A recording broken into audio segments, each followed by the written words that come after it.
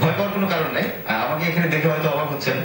পৃথিবী ধ্বংস হয়ে যাচ্ছে, আমাদের প্রস্তুতি, এরকম একটা বিষয় নিয়ে আজকে আমরা কথা বলবো। আর এই বিপদে আমাকে ফেলে গেছেন আমার পূর্বপুরুষ, মানে অনেক ভাই, নরজ ভাই, তারপরে আমাদের রবি ভাই।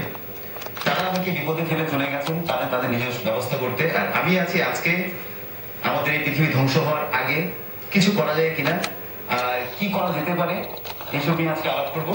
আপনারা আমাদের সাথে অংশগ্রহণ করতে পারেন। আপনাদের স্ক্রিনের যে নাম্বারগুলো দেওয়া আছে, স্কাইপিতে আমাদের সাথে অ্যাড হতে পারেন, SMS এর মাধ্যমে আমাদের সাথে অ্যাড হতে পারেন। আপনাদের প্রিপারেশনটা আমরা জানবো। আর আজকে আমাদের সাথে যারা আছেন তাদের কাছে যাওয়ার আগে একটু বলে নিই, এরকম প্রাকৃতিক দুর্যোগে বা মানবিক দুর্যোগে যারা সব সময় মানুষের সাথে থাকেন, সবার পাশে থেকে তাদেরকে সাহায্য সহযোগিতা করে থাকেন, এরকম কিছু প্রিপারেশন নিয়ে কিন্তু আমি আজকে ওনাদের ছাড়াই বসেছি, আমার পূর্বপুরুষদের ছাড়া। সো আমার কোনো ভয় নেই। আমি আশা করি আগামী বেশ কিছু সময় আমরা সেরকম প্রিপারেশন নিয়ে আজকে কথা বলবো। আর আমার সাথে যারা আছেন, আজকে বাংলাদেশ স্কাউটের দুজন অতি তরুণ ব্যক্তি আমাদের সাথে আছেন। আমি ডান দিক থেকে প্রথমে ওনাদের সাথে পরিচয় হতে যাচ্ছি। প্লিজ আপনি আপনার। যে আমি সরওয়ার মোহাম্মদ শাহরিয়ার, আমি ক্রিস্টাল ওপেন স্কাউটস এর প্রতিষ্ঠাতা এবং গ্রুপ কমিটির সম্পাদক এবং বাংলা স্কাউটস এর জাতীয় উপকমিশনার গ্রোথের দায়িত্ব পালন করছি। আর আসসালামু আলাইকুম, আমি Mohammad Sharif Hossain Khan Sagar, senior overman, Crystal Open Scouts. দর্শক মণ্ডলী বুঝতেই পারছেন। সো আমার কোনো টেনশন নেই। আমার পূর্বপুরুষরা যদি আমাকে ছেড়ে হয়ে যায়, ওনারা আছেন। যদি পৃথিবী ধ্বংস হয়ে যায়, সেই ক্ষেত্রেও অ্যাটলিস্ট আমরা গুছিয়ে এখান থেকে যেতে পারবো। নিশ্চয়ই, এটা খুব ভরসা আমাদের স্কাউট আমাদের দেয়। অবশ্যই। আচ্ছা, সাধারণত আমি যেটা অ্যাড করতে চাই সেটা হচ্ছে যে নাসার মতে পৃথিবীর আজ ধ্বংস হচ্ছে না। তো আমি আশা করছি আমাদের দর্শক এবং আমরা নিরাপদ অনুষ্ঠান শেষ করতে পারবো। হ্যাঁ, দর্শক মণ্ডলী কোনো টেনশন নেই, কোনো কারণ নেই। তারপরও একটা অপশন আপনাদের কাছে আছে। যারা এই মুহূর্তে আমাদের অনুষ্ঠান দেখছেন, আমাদের সাথে আছেন, তারা তাদের মতামত আমাদেরকে জানাতে পারেন by phone, by mail and by Skype. তো আমি শুরুতেই সরওয়ার সাহেবের কাছে যাচ্ছি। তো আপনি যদি একটা আমাদের বলতেন যে আপনার এই টাইপের একটা ধরেন এরকম স্কাউটে আসার মানে আপনার ইচ্ছাটা কি করে, মানে কেন, মানে আমি স্কাউটিংটা কেন শুরু করলেন? স্কাউটিং এর শুরু করার মূল জিনিসটা হচ্ছে যে স্কাউটিং সেবায় বিশ্বাস করে। আচ্ছা, যে স্কাউটের যে প্রতিজ্ঞাটা আছে, প্রতিজ্ঞাতে তিনটা অংশ আছে। সে নিজের জন্য কাজ করে, দেশ এবং স্রষ্টার জন্য কাজ করে, সে অপরের সেবায় সবসময় সে নিয়োজিত থাকে। আচ্ছা, তো এমন একটা চমৎকার ব্যবস্থা যেই সংগঠনে আছে, সেই আগ্রহ নিয়ে আমরা স্কাউটিং এ এসেছি। জাস্ট আমরা সবসময় অন্যের জন্য আমরা নিবেদিত করি। আচ্ছা, এখানে একটা মজার ব্যাপার আছে যে আমি যেটা জানি যে একটা বয়স সীমা কি আছে আপনাদের এখানে, যে স্কাউটিং করার ক্ষেত্রে এই থেকে এর মধ্যে করতে হবে বা এরকম কোনো ব্যাপার আছে কি? সেটা স্কাউটদের জন্য আমাদের এখানে তিনটা স্তর আছে। একটা হচ্ছে বয়স যখন হবে 6 থেকে 11, আমরা ওদেরকে বলি আমাদের দেশে এটা কাব স্কাউট। আর 11 থেকে 17 আমরা এদেরকে বলি স্কাউট। এবং 17 থেকে যখন হয় এটা 25, সে সময় বলি আমরা রোভার স্কাউট। আচ্ছা, তাহলে কি আপনি কি মনে হয় যে ইয়ং নাইটে আসার জন্য কোনো বয়স সীমার কোনো দরকার আছে? মানে ইয়ং একটা ব্যাপার না আমার সাথে আছে, তো আপনার কি এই জায়গায় কোনো ব্যাপার মানে চিন্তা ভাবনা আছে কি যে ইয়ং নাইটে আসার জন্য কোনো বয়স সীমা দরকার আছে? না, ইয়ং নাইটে আসতে গেলে কোনো বয়স সীমা দরকার আছে কিনা এটা ইয়ং নাইট কর্তৃপক্ষ বলতে পারবে। এটা তো ঠিক আমার বলতে পারার কথা নয়। আমরা আপনাকে আসলে সত্যি কথা আপনার সামনে আমরা অনেক কিছু জানবো, আপনার কর্মকাণ্ড বা আপনার ভিতরকে যে তরুণত্ব আছে সেটা আমরা জেনেছি। আমরা জেনেই আপনাকে আমরা এখান থেকে আপনার মুখ থেকে অনেক কিছু শুনবো। আমরা মিস্টার শরীফ হোসেন খান সাগর, আপনার এই স্কাউটে আসার পেছনে কারণটা? শুরু থেকে বলতে গেলে যে আমার পরিবার থেকে জানতাম যে স্কাউটিং একটি মহান আন্দোলন, এই রকম জানা থেকে শুরু। আসলে শুরুটা আমার খুব ছোটবেলায় হয়েছিল, যখন আমি ক্লাস 5-এ পড়ি। তো তখন দেখতাম যে একদল বড় ভাই তারা স্কাউটিং করছেন এবং তারা অনেক ভালো কাজ করছেন। যেমন আমাদের তখনকার সময় যেটা ছিল যে এডিস মশা বা হচ্ছে ডেঙ্গু জ্বরের প্রকোপ ছিল, তো তারা সেটা থেকে কিভাবে কিওর করা যায়, কিভাবে সেটা ধ্বংস করা যায়, এডিস মশার বংশরোধ করা যায়, সে ব্যাপারে কাজ করছিলেন। তো সেখান থেকে আমার আর কি ইচ্ছাটা জাগে। তো সেখান থেকে শুরু, এখনো পর্যন্ত আছি। আর মূলত স্কাউটিং করি এই কারণে যে মানব সেবা বলে যে একটা ব্যাপার আছে, এখানে ফিল করা যায় এবং এই নিয়ে কিছু কাজ করা যায়, এখানে অনেক সুযোগ আছে। আচ্ছা, এমন যদি হয়, ধরেন আজকে তো আমাদের বিষয়টা হচ্ছে যে পৃথিবী ধ্বংস হয়ে যায়, আমাদের করণীয়।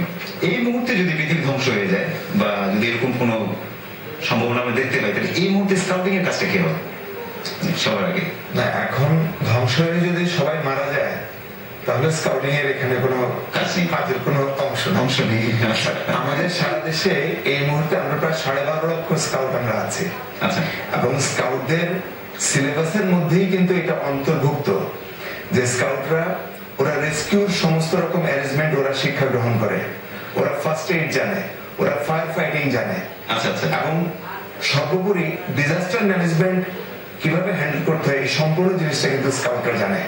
এখন আজকের এই ধ্বংসযজ্ঞের সঙ্গে যদি স্কাউটরা জীবিত থাকে অবশ্যই মানে ওরা কিন্তু অনেক প্রাণ রক্ষা করতে পারবে এবং অনেক সম্পদ রক্ষা করতে পারবে। এবং এটা আমরা জানি যে পৃথিবীর এই সময়টাতে মানে এরকম একটা যখন কথা চলছিল কেউ পক্ষে কেউ বিপক্ষে, তখন ওয়ার্ল্ডের অনেক বড় বড় নির্মাতারা ছবিও নির্মাণ করেছেন, আমরা সেটা অনেক আগ্রহ নিয়ে দেখেছি।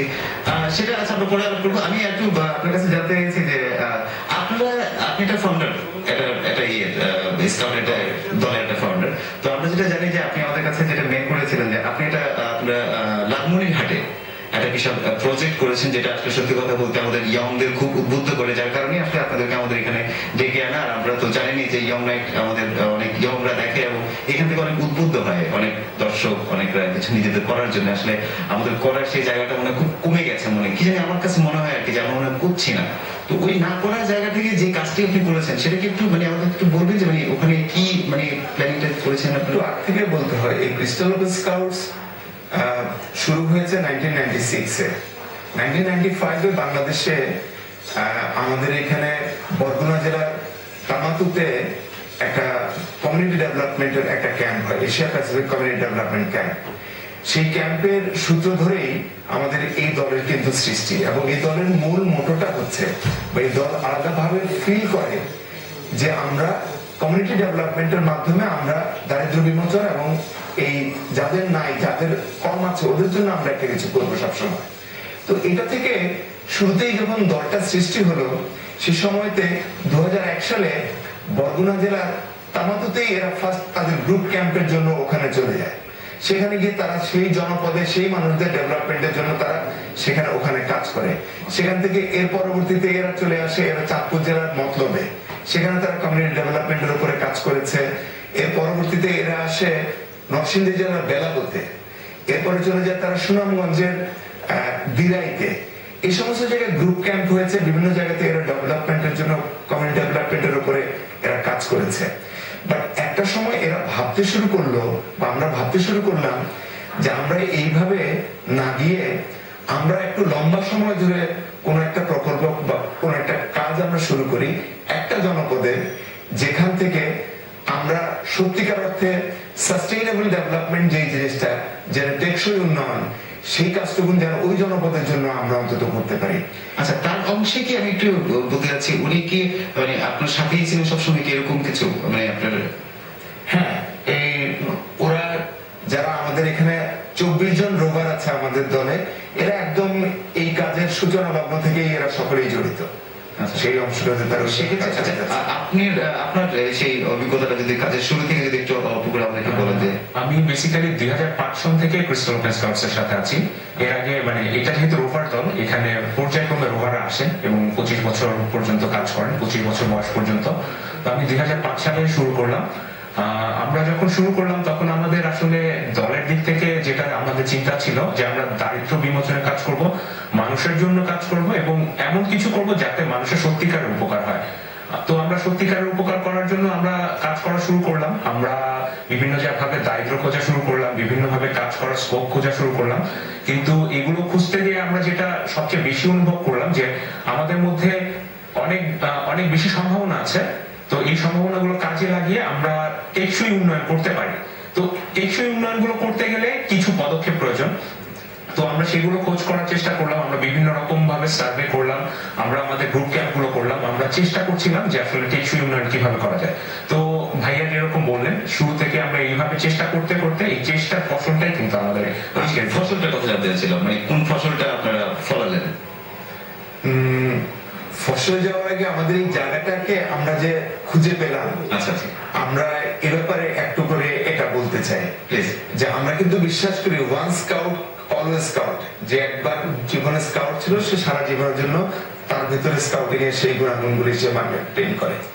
আমি আমার ছোটবেলাতে আমার বেশ অনেকজন বন্ধুর মধ্যে আমরা স্কুলে যাদের সঙ্গে স্কাউটিং করতাম, ফারুক হোসেন নামে একজন আছেন, উনি এখন নিউ ইয়র্কে, উনি প্রবাসী।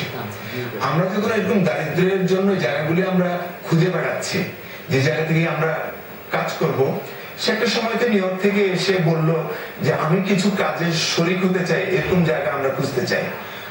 এই সে এসে আমাদের সঙ্গে জয়েন করাতে এই জায়গাটা কিন্তু খানিকটা বেগ পায়, গতি পায়।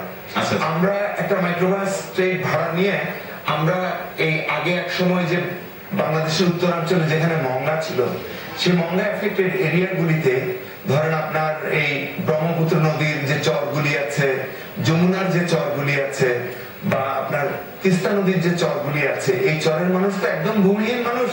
এদের মধ্যে গিয়ে আমরা এই জায়গাগুলি কিন্তু খুঁজতে থাকি, যে এই দারিদ্রগুলি আমরা এই জায়গাগুলি এখানে আমরা খুঁজি।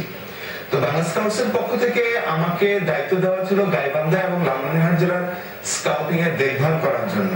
তো সেই সুবাদে আমার সঙ্গে লালমনিরহাটের একটা যোগাযোগও ছিল। লালমনিরহাট জেলা স্কাউটস এর সম্পাদক সিকান্দার সাহেব বা জেলা রোভারের সম্পাদক আমির ভাই সাহেব, ওনারা বললেন যে তিনটা চর আছে একটা জায়গায়, আপনি অন্যান্য জায়গা দেখার সঙ্গে এসে আপনি আমাদের এই জায়গাটাও একটু দেখতে পারেন। তখন আমরা লালমনিরহাট জেলা থেকে প্রায় 20 কিলোমিটার বা 22 কিলোমিটার দূরে মোগলহাট ইউনিয়নের আমরা ধরলা নদী ক্রস করে ওই পারে আমরা গেলাম। সেখানে গিয়ে দেখলাম যে ইয়েস, আমরা যে রকমের জায়গাটা চাচ্ছিলাম এবং যে রকমের দারিদ্র চাচ্ছিলাম এবং নাই, সেই রকমের একটা জায়গা কিন্তু আমরা ওখানটা এই জিনিসটা আমরা খুঁজে পাই, এবং আমরা ওখানে সিদ্ধান্ত নেই যে আমরা এইখানটায় আমরা কাজ করব। বেসিক্যালি আমরা যেটা জানি যে আপনারা, আমরা আমাদের কাছে যেটা আসছে সেখানে শিক্ষা বিষয়ে আপনারা খুব এটা জোর কাজ করেছেন মনে হয় শিক্ষার ব্যাপারে। তো আসলে ওই দিকটায় আমরা যেতে যাচ্ছিলাম যে এখনকার পরিস্থিতি কি ওখানে, মানে এখন মানে কতটুকু কি অবস্থার মধ্যে আছে? শিক্ষায় যাওয়ার আগে আসলে আমরা ওখানে যখনই আমরা কাজ শুরু করি, শুরু করার আগে আমরা কিন্তু ওখানে ডোর টু ডোর সার্ভে আমরা করে নিয়েছি। আচ্ছা। এবং সার্ভের যে ফাইন্ডিংসটা ছিল, সেই সার্ভের ফাইন্ডিংস গুলি কিন্তু মানে ভয়ানক। বাংলাদেশের অন্য এলাকার গ্রামের সঙ্গে কিন্তু এই চরগুলি মিলবে না। আচ্ছা। সেখানে হলো কোনো রাস্তাঘাট নাই, বিদ্যুৎ নাই। তাহলে কি আপনারা মানে পায়ে হেঁটে? হ্যাঁ, সমস্ত জায়গাতে আমাদের সেখানে যেতে এই চরে অন্তত 1.5 মাইল আমাদেরকে হেঁটে যেতে হয় নদীর দুই পাড়ে। আচ্ছা। এবং মোগলহাট থেকেও আমাদেরকে আরো 2-2.5 কিলোমিটার হেঁটে গিয়ে তারপরে আমাদেরকে নদীর ওই ঘাটে আসতে হয়। নদী পার হয়ে আরো 1-1.5 কিলোমিটার হাঁটতে হয় চরের উপর দিয়ে। আপনারা যখন গ্রামের মধ্যে যান তখন আপনাদের কি এই ইউনিফর্ম করা থাকে? আমরা ইউনিফর্মে থেকে অন্তত স্কার্ফ হলো আমাদের সঙ্গে থাকে। আমার একটা ব্যক্তিগত অভিজ্ঞতা আছে, যেমন আমি ছোটবেলায় স্কুল কলেজে বিএসসিসি করতাম, মানে বাংলাদেশ ন্যাশনাল ক্যাডেট কোর। তো তখন আমাদের পোশাকটা ছিল খাকি। তো অনেকটা আমাদের পুলিশ বা তখন আনসার বিডিবির ওই টেস্টটা ছিল খাকি। তখন আমরা গেলে কিন্তু সবাই চিনতো, কিন্তু এমনি বলতো হয় আনসার বা পুলিশ, ওরকম মজা করতো। এরকম কোনো মজার ঘটনা আছে ইউনিফর্ম নিয়ে? মানে কেউ দেখে করবে আপনাদের ইউনিফর্মেরটা কিন্তু অনেকটা কালারটা মানে বিমান বাহিনীর একটা ব্যাপার স্যাপার আছে, একটা মিল আছে, এরকম কোন সময় কি হয়? আমাদের ইউনিফর্মটা আগে আমাদেরটাও এটা খাকি ছিল। আচ্ছা। আমাদের ইউনিফর্ম এটা চেঞ্জ হয়েছে 1994-এ। আচ্ছা। 1994-এ আমরা এই স্টেজে যখন খাকি ছিল তখন অনেকে মজা করে বলতো খোলা যায়, এরকমের বিষয়গুলো ওই সময়টা। এখন এটা হচ্ছে। আচ্ছা, আমরা যেখানটাতে ছিলাম, তো সার্ভের ওই ফাইন্ডিংস এর ওখানে দেখা গেল যে ওখানে 4 থেকে 5 মাস সমস্ত মানুষ বেকার থাকে, এদের কোনো ইনকাম নাই। আচ্ছা। আরো দেখা যায় যে ওখানে মানে কোনো ফ্যামিলিরই ল্যান্ড নাই, নিজস্ব কোনো জমি নাই। আচ্ছা। তো এরকমের এক একটা পরিবার, প্রত্যেকেরই সন্তানাদের সংখ্যা 4 জন, 5 জন, 6 জন পর্যন্ত আছে। এগুলো এটা। এবং ওই চরগুলিতে মানে কোন রকম স্কুল নেই। যদি একটা প্রাইমারি স্কুলেও যেতে হয় তাহলে ওই ধরনা নদী ক্রস করে 6 কিলোমিটার গেলে সে স্কুল পাবে। এত কষ্ট করে ওরা স্কুলে যায় না। আচ্ছা। মানে ওরা কাজকর্ম করে যে কোনো ভাবে হোক, দিনে 5 টাকা 10 টাকা আয় করার চেষ্টা করে, সেই চেষ্টায় ওরা ওখানটায় ওরা থাকে। চিকিৎসার কোনো ব্যবস্থা নাই এবং সেখানে দেখা যাচ্ছে শিশু মৃত্যুর হার বেশি, বা আমাদের যারা এই যে মানে প্রেগনেন্ট ওমেন, এদের মধ্যে মৃত্যুর হার অনেক বেশি। এই জায়গাগুলোতে চিকিৎসার অ্যারেঞ্জমেন্ট একেবারেই নাই। জেলা সদরে গেলে সেখান থেকে 22 কিলোমিটার ধরলা ক্রস করে সেখানে ওরা এমবিবিএস ডাক্তার পায়। সার্ভে রিপোর্ট আরো মজার, ওরা বলে আমরা ডাক্তার দেখাই। আমরা এই সার্ভে রিপোর্টে ফিরে আসছি ছোট একটা বিরতি। সুপ্রিয় দর্শক মণ্ডলী, আমরা এই আলোচনায় থাকবো এবং ওনাদের সেই গোলটা আমরা জানবো। আপনাদের বলে দিচ্ছি, পৃথিবী ধ্বংস হয়ে যাবে। আপনার পূর্ব পরিস্থিতি, আপনার প্রস্তুতিটা কি সেটা আমাদেরকে জানাবেন, by pen, by mail, by Skype. ফিরছি একটু পরে, সঙ্গে থাকুন।